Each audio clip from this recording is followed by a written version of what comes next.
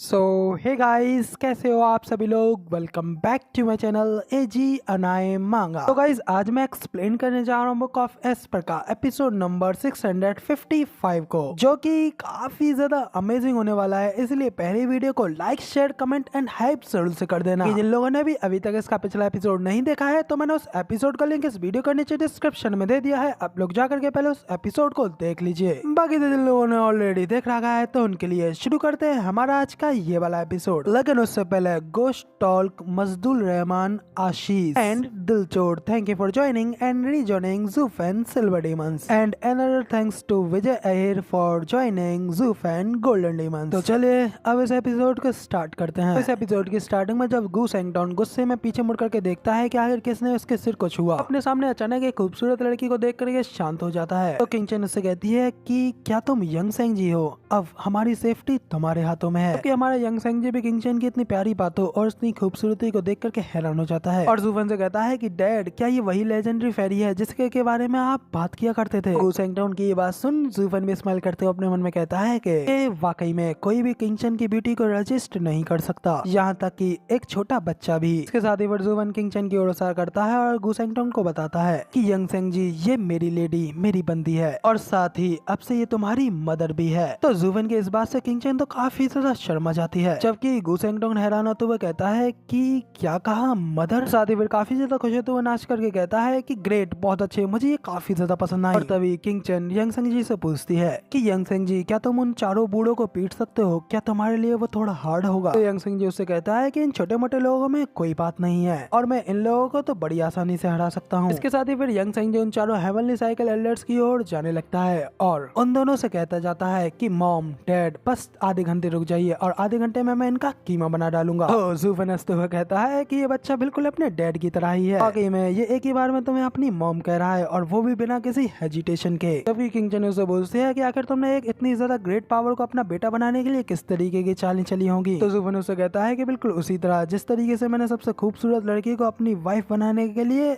आकर्षित किया। अब जूफन के मुंह से इस तरीके की बातों को सुनकर किंगचन भी उससे कहती है कि आखिर कब से तुम इतनी ज्यादा चिकनी चुपड़ी बातें करने लग गए। जबकि इधर साइड में हमें वेनेवलियान को दिखाया जाता है, तो अचानक यंग सेंग जी को उन चारों हेवनली साइकिल एल्डर्स की ओर जाता हुआ देख करके काफी ज्यादा शॉक हो गए होते हैं और अपने मन में कहते हैं कि तुम दोनों लोग अभी भी एक दूसरे के साथ में फ्लर्टिंग और प्यारी प्यारी बातें कर रहे हो, जबकि तुम लोगों ने अपने छोटे से बच्चे को उन चारों मॉन्स्टर से फाइट लड़ने के लिए भेज दिया है, और वो भी 9th लेयर के पीक 3rd स्टेज एक्सपर्ट्स के साथ। तभी इधर गू सेंगटॉन तो अपनी प्यारी से स्माइल के साथ में उन चारों हेवनली साइकिल एल्डर्स के सामने आकर खड़ा हो जाता है, जबकि वो हेवनली साइकिल एल्डर भी गू सेंगटॉन को अपने सामने देख उससे कहता है कि बच्चे, क्या तुम वाकई में इन डेमोनिक कल्टीवेटर्स के लिए इस फाइट में इंटरफेरेंस करना चाहोगे? मगर याद रखना, अगर तुम ऐसा करते हो तो तुम भले ही कितने भी ज्यादा यंग बच्चे क्यों ना हो, हम फिर भी तुम्हारे ऊपर इजी नहीं आएंगे। तो उसकी बात सुन गू सेंगटॉन उल्टा उसके ऊपर चलाते हुए कहता है कि अपनी बकवास बंद कर, मैं तुझे यहाँ पर कुचलने के लिए आया हूँ। वो एल्डर भी कहता है कि तो ठीक है फिर, अब तुम क्योंकि इतनी छोटी सी उम्र में भी एक डेमोनिक पाथ पर चल निकले हो, तो फिर अब हम चारों को तुम्हें शुद्ध करना होगा और तुम्हारी इस छोटी सी मोटल जिंदगी से तुम्हें मुक्त करना होगा। इतना कहते ही वो एल्डर अपने अर्थ ड्रैगन के सोल के साथ में गू सेंगटॉन के ऊपर हमला कर देता है, जबकि गू सेंगटॉन तो मस्त अपनी आंखें बंद करते हुए उससे कहता है कि पाखंडी अपनी बकवास करना बंद करो, यहाँ आओ और मुझसे आकर के लड़ो। इसी के साथ में वो अर्थ ड्रैगन सोल गू सेंगटॉन के ऊपर हमला कर देती है और उसे टक्कर मार करके नीचे जमीन की ओर ले जाती है, जहाँ पे टकराने के बाद में एक जोरदार धमाका होता है, चारों ओर धूल छा जाती है। ये देख करके एक तरफ सेक लीडर जुआन और उसका बेटा जायू तो काफी ज्यादा खुश हो रहे होते हैं, जबकि दूसरी ओर वेनेवलियान और वेनेवल वाई तो गू सेंगटॉन के लिए दुखी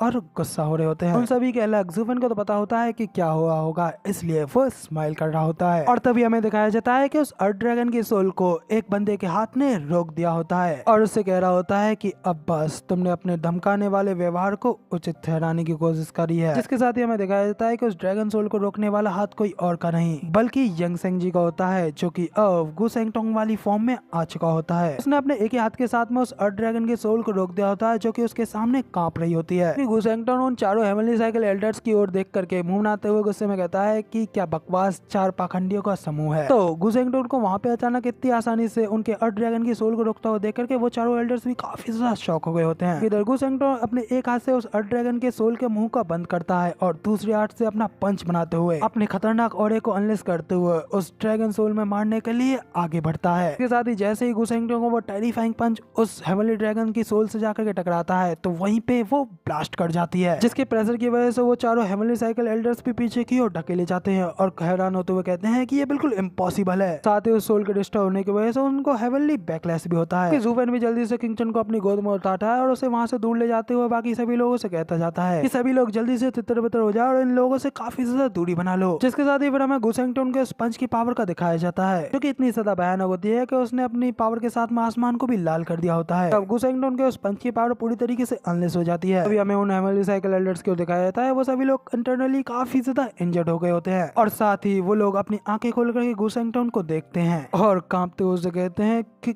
कौन हो, आखिर तुम एग्जैक्टली कौन हो। गुसेंगटन में उन चारों को देख कहता है कि ओ तो तुम वाकई में चारों लोग अंधे नहीं हो, मगर मैं तो तब से सोच रहा था कि तुम चारों लोग पहले से ही क्रिपल्ड और कमजोर हो, इसलिए तब से मैं यहाँ पर अपने आप को होल्ड बैक किए हुए था। बेकार है, तुम जैसे फेक लोगों के लिए तो मेरी सहानुभूति भी बेकार गई, जबकि तुम लोग यहाँ पे तब से नाटक कर रहे थे और मैं तुम्हारे ऊपर दया कर रहा था, लेकिन मुझे लगता है कि अब इसकी कोई जरूरत नहीं है। तभी इसी के साथ में हमें वहाँ पे उन दोनों से काफी ज्यादा दूर खड़े ज़ूफेन और बाकी के लोगों को दिखाया जाता है कि गुसेंगटन की इतनी सारी टेरिफाइंग पावर्स को देख करके तो वेनेवलियन की आंखें और मुंह दोनों का कोनों खुले के खुले रह जाते हैं और वो भी वहाँ पे कांपते हुए कहते हैं कि ज़ूफेन आखिर ये तुम्हारा बेटा किस तरीके का मॉन्स्टर है। तो ज़ूफेन भी उन लोगों से कहता है कि क्या तुम लोग जानते हो कि मैंने यंग सेंजी को लड़ने के लिए क्यों बुलाया है, क्योंकि इस बच्चे का टेम्पर, इसका गुस्सा बहुत ही ज्यादा खराब है और साथ ही ये बहुत ज्यादा ताकतवर है और जब एक बार वो फाइट के लिए उत्तेजित हो जाता है तो तब कोई भी उसे रोक नहीं पाता। और जैसा कि आप सभी लोग पहले से जानते ही हैं कि हमारा main objective mystical heavens act को एक सबक सिखाना है, उनके उस एटीट्यूड भरे रवैये को कुचलना है, ना कि उन्हें डिस्ट्रॉय करना है, वरना तो इस चीज से डबल ड्रैगन मैनर भी आराम से बैठे नहीं रहेगा। इसलिए सिर्फ केवल अंतिम उपाय के रूप में ही मैं इस परेशानी खड़ी करने वाले बच्चे को बाहर निकलने दे सकता था, वरना फिर उसके एक स्ट्राइक के साथ में इस हजारों साल पुराने इस एक्ट का नामो निशान इस दुनिया से मिट सकता है। लेकिन अब क्या कर सकते हैं, अब ये शर्म की बात है कि उन लोगों ने मेरी बात को सुना ही नहीं, एंड तक बस इसी बात की जिद करते रहे कि मैं अपने उस आखिरी मूव का इस्तेमाल करूं। तो ठीक है, अब जो वो बोते हैं तो वो तो काटना ही पड़ता है, इसलिए अब इनके साथ में जो होगा इसमें मेरी कोई गलती नहीं है भाई। ज़ूफेन की बात सुन वो तीनों वेनेबल्स अपने मन में कहते हैं कि साला हम तो फिर यहाँ पे बेकार में ही आए। इसी के साथ तभी हमें वापस से फाइट का सीन दिखाया जाता है जहाँ पे कि वो हेवनली साइकिल एल्डर किसी गुस्से के साथ में गुसेंगटन के ऊपर चिल्लाते हुए कहता है कि बहुत हो गया बच्चे, तुम अहंकारी बच्चे, हमने तुम्हें पहले कुछ ज्यादा ही कम आंक लिया था, अगर इससे तुम ये मत सोचना कि तुम हमसे इतनी आसानी से छुटकारा पालोगे।